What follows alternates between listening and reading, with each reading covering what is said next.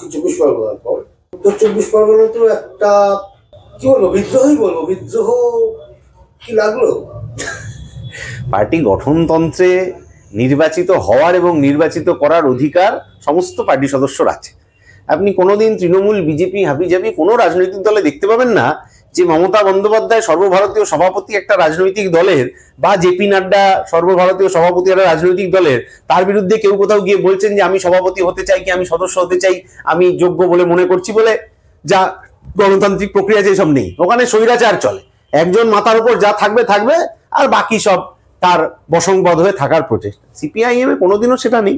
CPIM এ গঠনতন্ত্র যারা জানেন তারা জানেন, না জানলেও এটা কিনতে পাওয়া যায়, যে কেউ সেটা জানতে পারেন যে যে কোনো সিপিআইএম এর পার্টির সদস্যের নিজেকে নির্বাচিত করার এবং কোনো জায়গায় নির্বাচিত হওয়ার গণতান্ত্রিক অধিকার রয়েছে।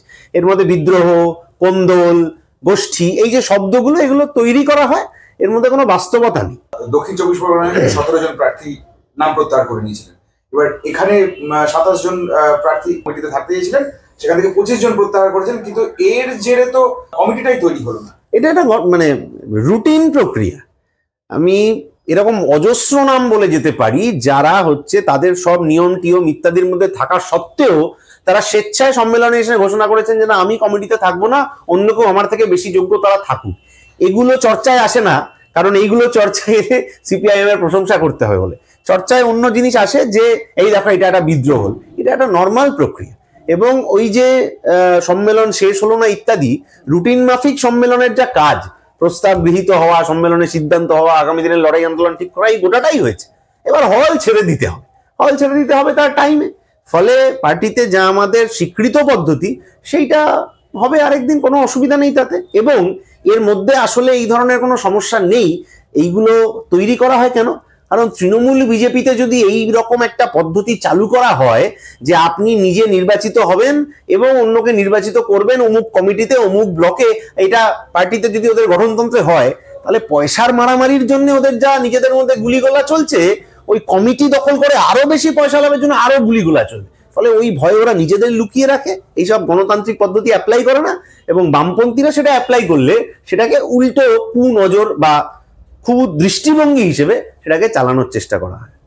আপনি এখন বললেন যে অন্যান্য পার্টিতে যেটা হয় একটা মাথা থেকে নিয়ন্ত্রণ করা হয়, সিপিআইএম তো সেক্ষেত্রে আলিমুদ্দিন থেকেই নিয়ন্ত্রিত নাকি? নাকি এখন যেহেতু তরুণ প্রজন্ম অনেক বেশি অ্যাক্টিভ, সেজন্য ক্ষমতার একটু বিকেন্দ্রীকরণ হয়েছে, আলিমুদ্দিন থেকে পুরোটা নিয়ন্ত্রণ হচ্ছে না, বিভিন্ন পকেট থেকে নিয়ন্ত্রণ হচ্ছে। সিপিআইএম আসলে দুটো বই দ্বারা নিয়ন্ত্রিত, একটা কর্মসূচি আর একটা গঠনতন্ত্র। গঠনতন্ত্র হচ্ছে আপনি পার্টি সদস্য হিসেবে আপনার কি অধিকার, কি আপনার দায়িত্ব, কি কর্তব্য, কি করা উচিত না করা সেইটা। আর কর্মসূচি হচ্ছে পার্টি সদস্য হিসেবে পার্টিকে এগিয়ে নিয়ে যাওয়ার আপনার রাস্তা কোনটা। কর্মসূচি এই পদ্ধতি ঠিক করেছে। এই দুটো বই দ্বারাই সিপিআইএম নিয়ন্ত্রিত হয়। তার বাইরে যেগুলো বিশাল বেলুন ফুলিয়ে বলা হয় আর কি, সেগুলো বেলুন ফোলানোর জন্যে বা খবরের জন্য শুনতে খুব ভালো লাগে, কিন্তু ওইটার আসলে কোনো বাস্তবতা নেই।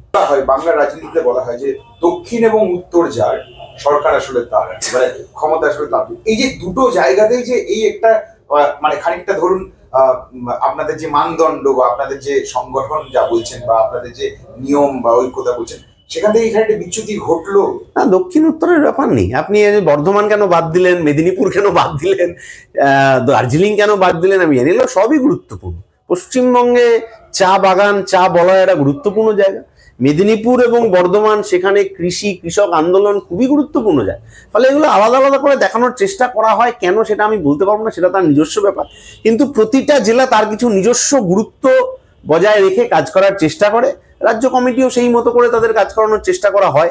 এবার দক্ষিণ উত্তরে তৃণমূলের গোষ্ঠী কোন্দল অন্য জায়গা থেকে একটু বেশি হয় বলে ওরা সেটা ঢাকা দেওয়ার জন্য এটা করেন কিনা, সেইটা আমি বলতে পারবো না।